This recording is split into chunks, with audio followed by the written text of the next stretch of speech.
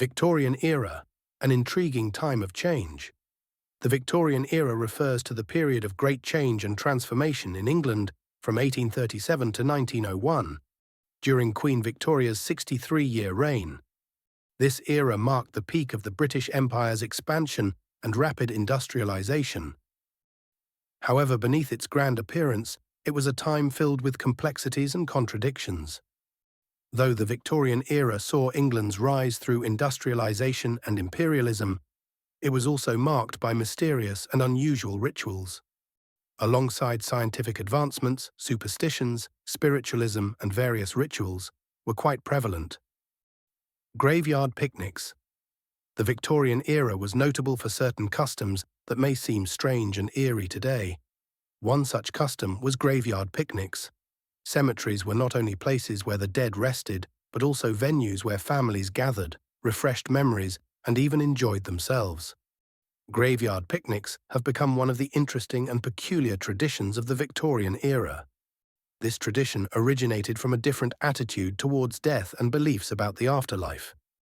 People were not as fearful of death, and the dead were still seen as part of the family. Graveyard picnics were viewed as a way to strengthen these bonds and honor the deceased. Graveyard picnics were also social events.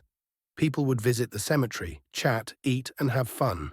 City dwellers would go to cemeteries to connect with nature. Cemeteries were typically well-maintained and green spaces. These picnics often included light foods like sandwiches, cakes, fruit, and tea. People would bring books, games, or musical instruments. Children also participated, playing games in the cemetery. Over time, graveyard picnics were replaced by more private and introspective memorial services. This shift occurred for several reasons. Death has become more of a taboo subject today. People view death more as a loss and prefer to address it in more private settings. The growth of cities and the relocation of cemeteries away from city centers also reduced the prevalence of graveyard picnics. This tradition reflects how people of the time viewed death and life. Although such events are largely unacceptable today, they show how important the connection with the deceased was in the past. A strange hobby of the Victorian era. Taxidermy.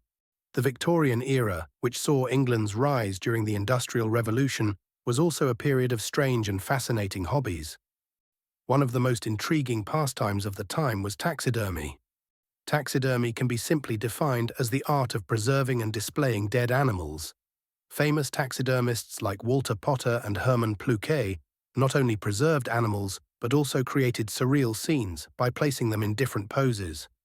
For example, Walter Potter created scenes where rabbits had tea parties or played cards. These bizarre and humorous works highlight the artistic side of the Victorian era.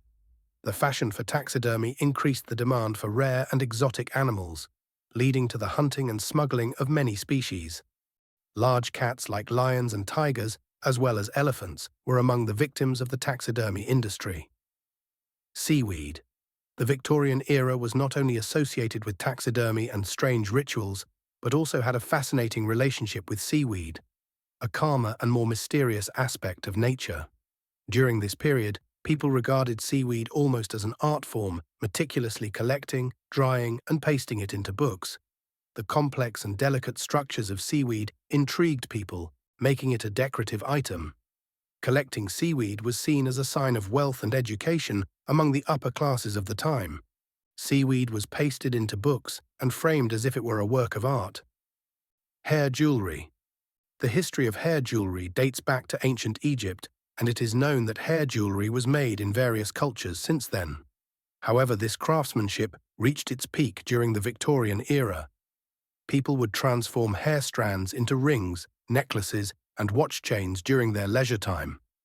A piece of hair from a living person might be turned into a friendship bracelet as a gift, while the hair of deceased individuals was often made into keepsake necklaces. Spiritualism and seances. The Victorian era was a time of industrialization and imperialism for England, but also a period filled with mysterious and unusual rituals. Alongside scientific progress, superstitions, spiritualism, and various rituals were quite popular. Spiritualism especially focused on communicating with the dead. was one of the most popular movements of the time.